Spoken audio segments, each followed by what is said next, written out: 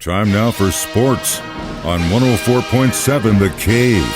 Here's Ned Reynolds. Mike the Intern, Ned Reynolds in the studio on a Thursday morning. So I've got something special to share with you, Ned, this morning. A little snippet from the enemy, Ben Roethlisberger, on his thoughts on facing the Chiefs on Sunday. Let's take a listen. Yeah, I mean, we're probably 20-point underdogs, and we're going to the number one team that, I know they're not the number one seed, but they're the number one team that's won the AFC the last 2 years. Arguably the best team in football. We don't have a chance. So let's just go in and play and have fun. We don't have a chance. I don't care what sport you play. I don't care if you're the third string backup. I don't care if you're the starting quarterback. If that is your attitude, you play to win the game, right? Mike, have you ever heard of reverse psychology? I guess. You don't know what you're talking about. It's reverse psychology. Roethlisberger is going out to win the game. So are the Pittsburgh Steelers. No, they're a vast underdog, but this is a nice little way of softening up the Chiefs, saying we don't have a chance to win or anything like that. They did get beat 36-10. No, they aren't in the ballpark with Kansas City, but it's pro football, and you never can tell what'll happen. I think the guy is hilarious.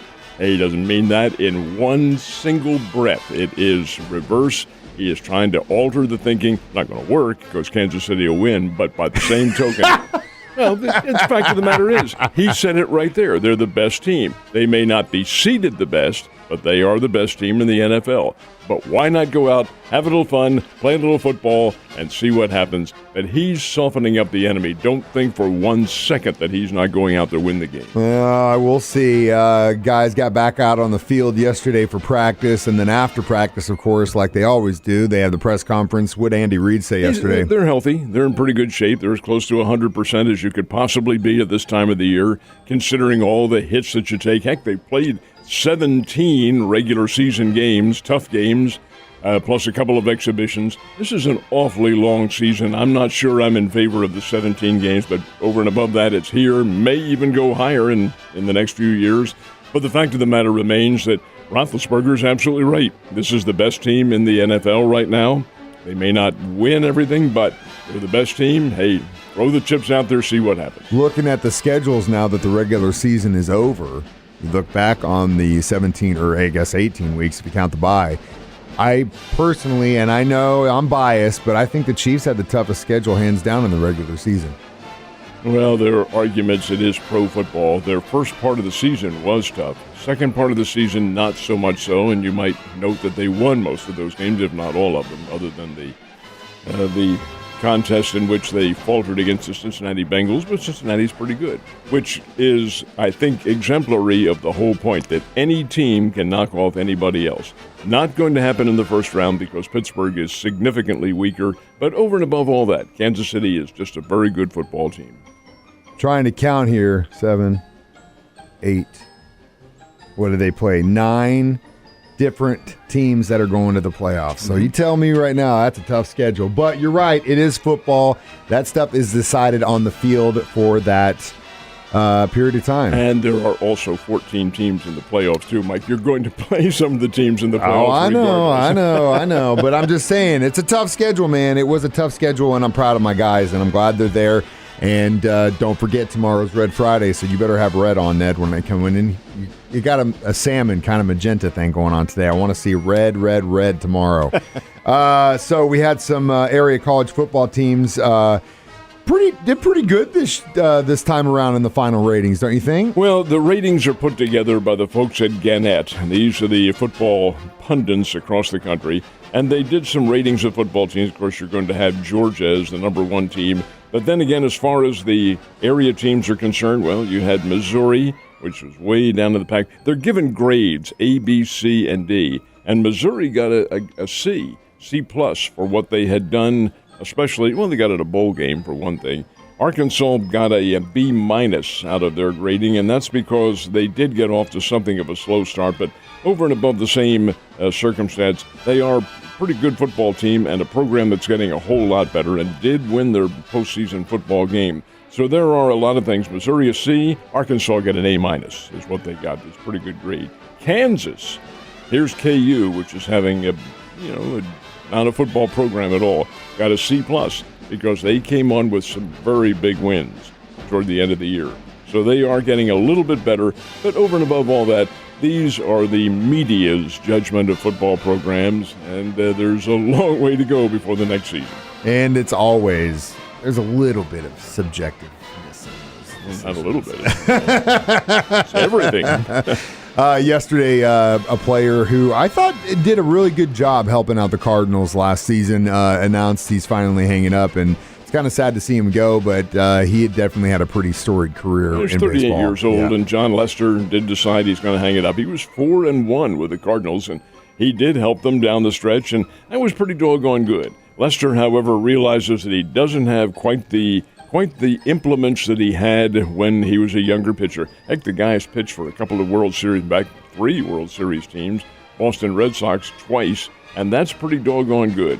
Lester had a lot going for him. He was with the world champion Chicago Cubs back in 2016, still at the peak of his career, and when he was pitching, this big lefty could throw pretty doggone well. Not overpowering, but just a good, crafty pitcher who had a lot of skills and a lot of ability. But 38, hey, time to hang it up. He's free agent, probably not going to get a whole lot of deals. Can't get any right now because they're shut down. But over and above all that, hey, time to pursue something else. He always reminded me of the older pitcher in Major League, where he's always making like spit on it, sweat on it, anything I can do to get that ball to do it. I always kind of thought he was kind of like that guy on the team, which it kind of makes me sad to see him go. Anyway, so tell me, did the Bears play like Bears last night? They did. They got the win over a good, I liked them, a good Southern Illinois basketball team, 81-76, in what was a very highly competitive basketball game. Again, the Bears rode the shooting of Isaiah Mosley, had 43 points last weekend. He had 33 last night against Southern Illinois to lead all scorers in the ball game,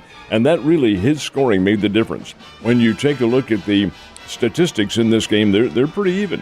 Both teams shot very well. In fact, interestingly enough, while the Bears do a lot of three-point shooting, Southern Illinois had better ratio, 14 of 29 from three-point range. That's 42 points that they got from three-point, and were, unfortunately for them, for Southern Illinois, not dominant in the paint, and that's where you have to really score the bulk of your points when you throw it in the post, and the Bears were overwhelmingly powerful there. The Bears are a big team. They're not huge, but they're very big and physical, and they can shoot, and did so last night. Made a big difference, and the Bears do get a very big win for them over a Southern Illinois team. Couldn't afford another home loss, already had one to Northern Iowa. So they have to compensate for that somewhere along the line.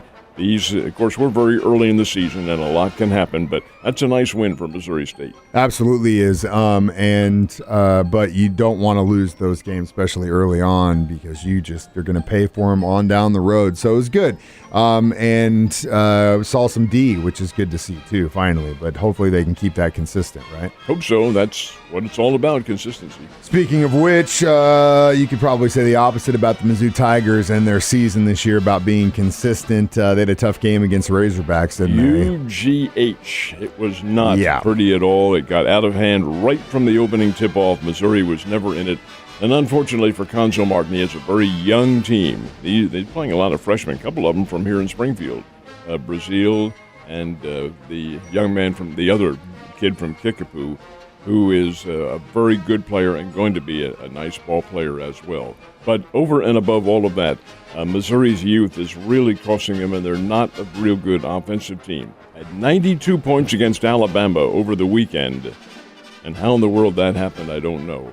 But Brookshire and Brazil are playing a lot of basketball, getting a lot of experience, and Missouri only had 43 points last night against Arkansas down in Fayetteville. 87-43, Arkansas ran them out of the ballpark right from the very start.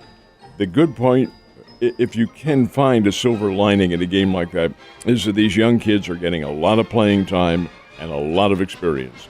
But the Tigers are getting it handed to them huge because they are not a good offensive team and they're not real good, not a consistent basketball team. But a long way to go. They're probably not going to be a playoff team this year, but over and above that, experience makes the difference, and I hope the folks up in Columbia stay with Conzo.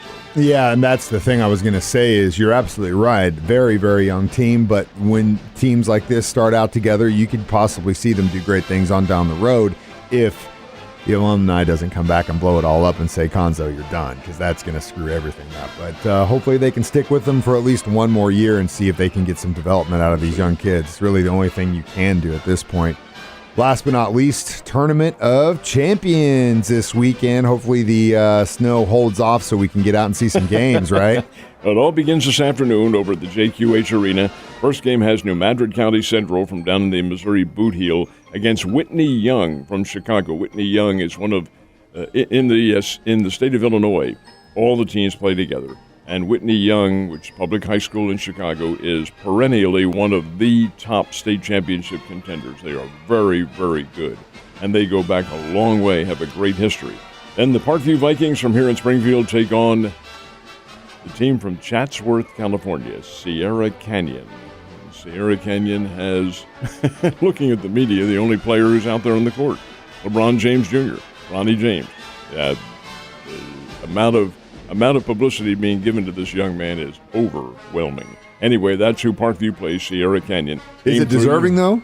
We'll find out. Yeah. Game 3 features Nixa from down in Christian County against the perennial Georgia state champion Milton High School from Atlanta. And then the evening concludes with the recent addition to the field, Springfield Catholic. They're in replacing a team from the state of Washington, Rainier Beach, which could not make it to the tournament.